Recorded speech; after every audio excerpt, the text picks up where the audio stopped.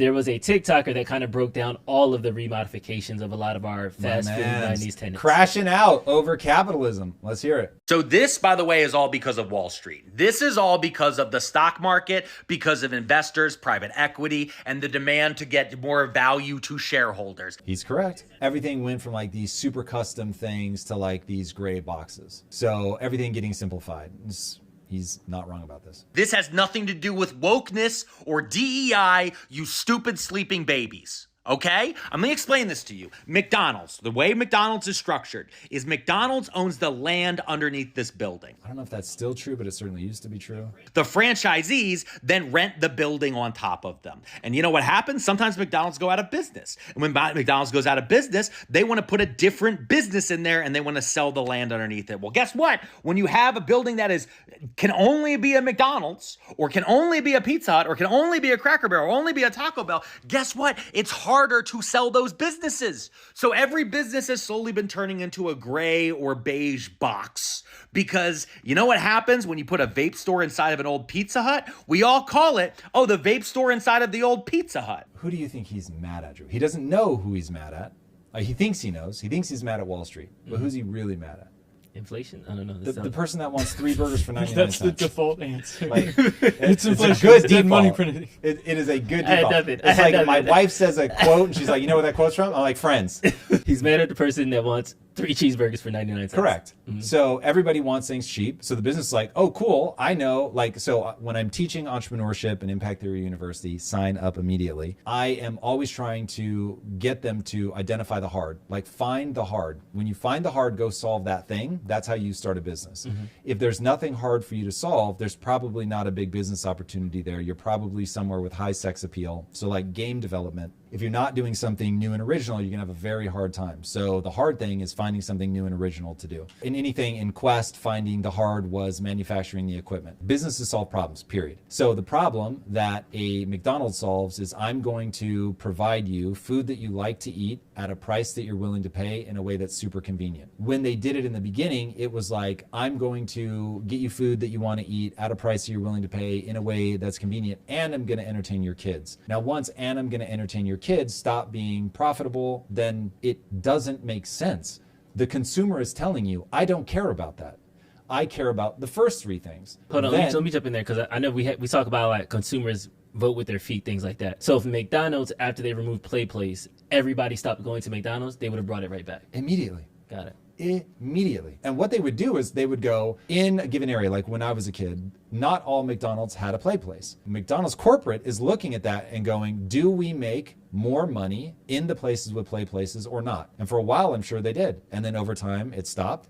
And so they were like, okay, cool. People don't care about that. So now we're going to swap that out. And all the ones in the future are going to be without. Then they start doing, okay, when one of these goes out of business, like every time we think about opening a new location, we're going to think about the full life cycle. How many years do we expect it to be there? At what point do we expect that this might go away? When it goes away, how are we going to be able to flip it? They will know all of these details, and all of those details will be priced in to the cost of a burger to give you the thing that you were telling me, dear customer, that you want. You want the cheap burger. Got it. Heard. So that means that I have to make the businesses look like this. So they make a couple businesses look like that and they go, did revenue decline? No, it did not. Great. Nobody cared about the unique roof. Cool.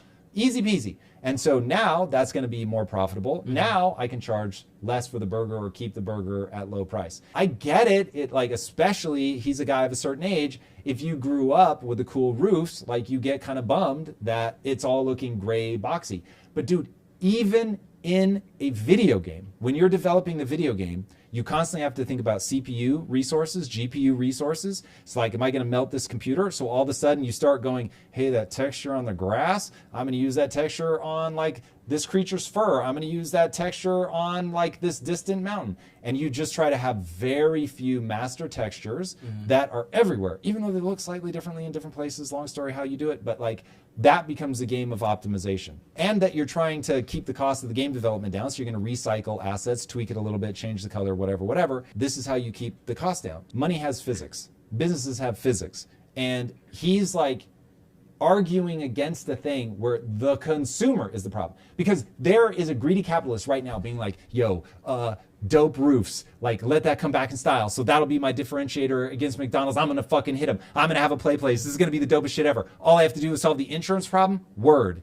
And the problem is solving the insurance problem isn't going to help you because people don't trust a restaurant with their kids like that anymore. So parents aren't like, I'm going to take my kid to fucking McDonald's. But if somebody's smart, they're looking at, ooh, okay, wealth inequality. Yep, it's doing its thing. Okay, people are getting poorer and poorer. So now how do I go serve the poor? This was like Magic Johnson, fucking brilliant. He would go into underserved areas and he would build like amazing shit. And he made himself ridiculously wealthy doing that. Mm-hmm. So trust me, at all times, there are capitalists looking for that opportunity. And if a red roof with weird fucking shingles was it, people would do it. So he's mad at Wall Street, but the reality is this is just people trying to pass on the savings. This is my thing, and I need to put these feelings somewhere, so I'm going to ask the most capitalist that I know. I think I was just insulted, chat.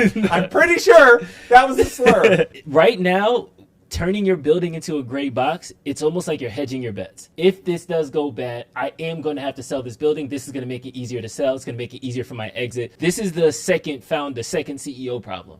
Like, Ray Kroc loved the golden arches. It was his idea to do the land thing. So he was the one like, everybody's going to see a golden arches from a mile away. You're going to see it. You're going to smell it. It's iconic. So then this other guy comes in who's a Wall Street investment banker, or he's a consultant for the last 2 years. He's like, nah, forget that. We're going to make it a gray box so we can sell it and increase our stock price. To me, he is the bad guy because the founder wanted the red and the yellow and the arches and all these things. I feel like Silicon Valley gets away with this because Mark Zuckerberg cannot turn a profit for 30 years and then come back and be like, okay, now we can put on ads and now it's going to pop.